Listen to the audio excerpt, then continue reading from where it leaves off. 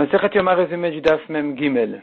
La Gemara ici continue à traiter la paracha de Paradouma, à propos de laquelle on a vu dans le Daf précédent que c'est une paracha un peu spéciale, un peu difficile à comprendre facilement, parce qu'en réalité les psukim là-bas, chaque étape de la préparation de la vache ne se fait pas forcément par les mêmes personnes.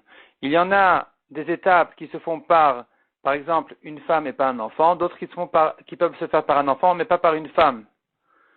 Certaines qui se font par un Kohen uniquement, d'autres qui peuvent se faire par un Zar, un étranger, un non-Kohen. Et la Gemara dit, non seulement on ne peut pas interpréter toute la paracha par les mêmes personnes, mais même dire que chaque étape, elle vient dire le contraire de l'étape précédente, c'est-à-dire qu'on pourrait dire quand même que c'est régulier, que chaque étape, celui qui était pas soul avant devient cachère, celui qui était cachère avant devient pas soul.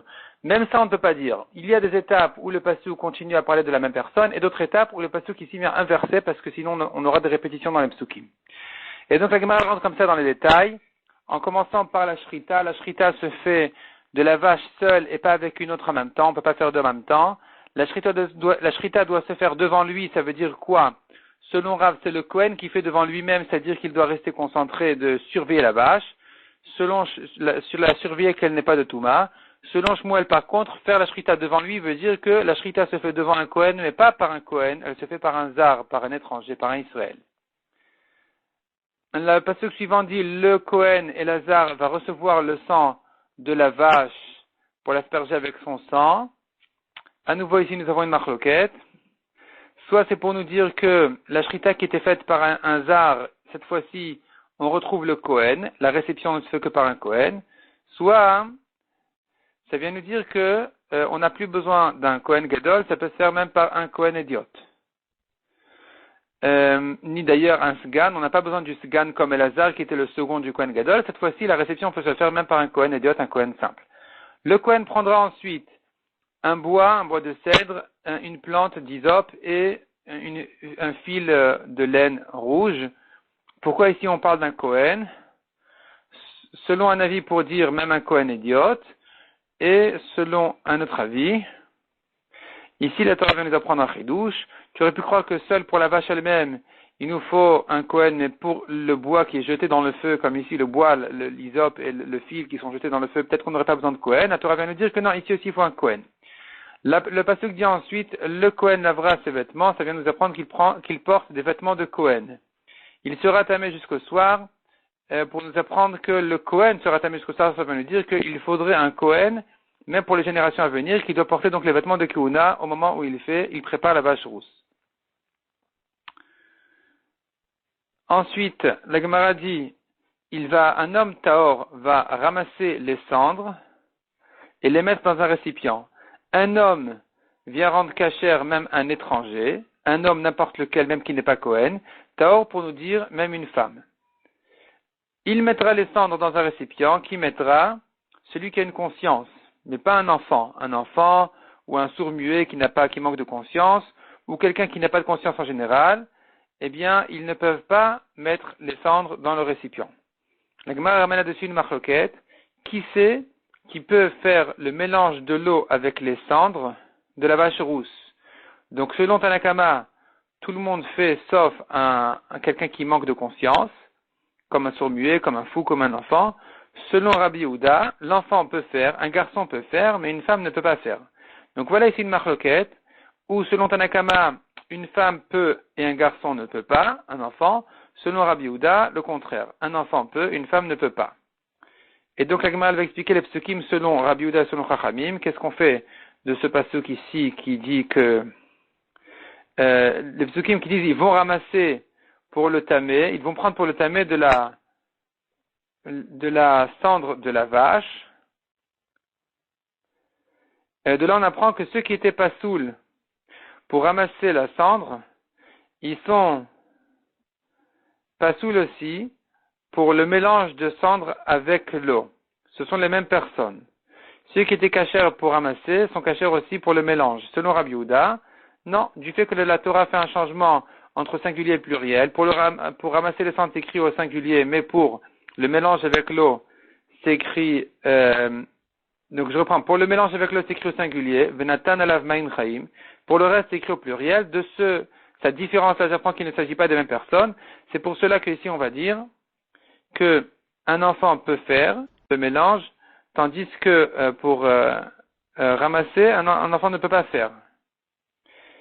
Et une femme, le contraire. La Torah nous dit ici, il mettra, et pas elle mettra. Donc c'est un garçon oui et une femme non. Tandis que selon Chachamim, eh bien, on a dit un homme et même un étranger. Une femme, elle est kshira aussi bien pour ramasser les cendres que pour le mélange avec l'eau. Et ainsi de suite, la Gemara continue dans les psukim, dans les drashot. Comment apprendre de tous les psukim, qui c'est qui est cachère pour quelle étape? L'étape suivante, c'est d'asperger de l'eau avec, c'est cette eau-là en question, cette eau sanctifiée, c'est cette eau mélangée avec les cendres de la vache-rousse, on l'asperge sur celui qui est tamé. À nouveau ici ça s'inverse, selon Chachamim, un homme et pas une femme, et Taor, pour rendre cachère même un enfant. Selon Rabbi Yehuda, c'est le contraire, un homme cette fois-ci et pas un enfant, Taor, ça rend cachère la femme.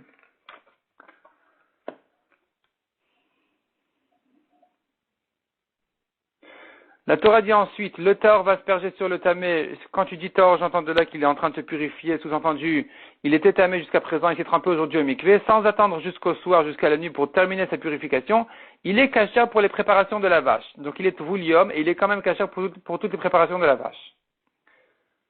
Et la Gemara reste avec cette conclusion que les psukim ne peuvent s'interpréter que de cette manière-là, où des fois le pasuk maintient les mêmes personnes et des fois il vient les inverser. La Gemara ensuite ramène une marloquette à nouveau. Est-ce que la shrita de la vache rousse peut se faire par un zar, par un étranger, ou non, elle ne peut se faire que par un Kohen. La Gemara reprend ce qu'on a vu dans la Mishnah. Le Kohen Gadol revient vers son taureau une deuxième fois pour faire un vidouille sur tous les Kohanim. La Gemara explique qu'il a commencé par un vidouille sur lui-même et ensuite il se permet de faire un vidouille sur tous les Kohanim pour qu'un homme, parce qu'on a une logique qui dit, il vaut mieux qu'un homme propre, qu'un homme tzaddik fasse la kapara sur des chayavim, sur des coupables, et pas un coupable sur des coupables. Donc le Kohen Gadol, d'abord, il doit se faire sa tchouva, il doit se faire pardonner par son propre vidouille, et ensuite il se permet de faire le vidouille sur les autres pour pardonner leur faute à eux. Mishnah suivante. Le Kohen Gadol, donc on continue avec la voda de Kippour, il fait la shrita de son taureau, et il donne le récipient de son sang à quelqu'un qui va remuer le sang tout le temps pour ne pas qu'il coagule. Il remonte ensuite au misbéar pour ramasser des cendres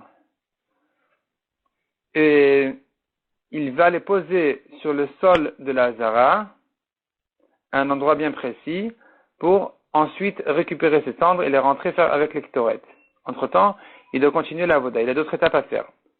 La Mishnah ici décrit toutes les différences qu'il y avait entre l'appel de tous les jours, l'appel des braises pour l'extoret de tous les jours, et l'appel des braises de Kippour. Par exemple, tous les jours elle était en argent, aujourd'hui on versait dans une autre pelle en or, aujourd'hui elle était en or et il la rentrait directement. Tous les jours elle contenait 4 cabines, il renversait les braises dans une autre pelle qui ne contenait que 3 cabines, aujourd'hui il prenait directement avec les 3 cabines. Ou bien tous les jours elle était lourde, aujourd'hui légère, tous les jours elle avait une anse courte, aujourd'hui longue, tous les jours elle avait un or jaune, aujourd'hui rouge, tous les jours il ne faisait pour l'extoret qu'un demi-mané matin et un demi-mané l'après-midi, aujourd'hui il ajoutait encore de quoi remplir ses 2 mains de ktoret qui se faisaient au Kodesh HaKodashim. Tous les jours l'extoret était fine, aujourd'hui fine de fine, donc il fallait les remoudre avant Kippour. Et donc voilà, donc il y avait plusieurs différences et à chaque fois il y avait en principe la raison elle était pour faciliter au Kohen Gadol sa avoda et certaines différences elles ont leur raison elle est pour faire allusion ou rappel au Kohen Gadol de la avoda du jour, comme par exemple comme on a dit l'or rouge. La Mishnah continue à dire des différences entre Kippour et les autres jours de l'année. Tous les jours les Kohanim montaient à l'est de la pente du Misbéach et redescendaient à l'ouest, mais aujourd'hui le Kohen Gadol montait au milieu et redescendait au milieu. Tous les jours, le Kohen Gadol faisait son kiddush adaim verglaim, il se lavait les mains et les pieds du kior, aujourd'hui d'une cruche en or. Selon Rabbi Yehuda, le Kohen Gadol faisait ça tous les jours de l'année. Donc il montait au milieu de la pente et il se faisait tous les jours de l'année son kiddush adaim verglaim avec une cruche en or. Tous les jours, dit encore la Mishnah, il y avait 4 feux selon un avis au Misbéar, selon un autre 3, selon un autre 2. Et aujourd'hui, on avait un de plus pour l'ectoret spécial de Kippour.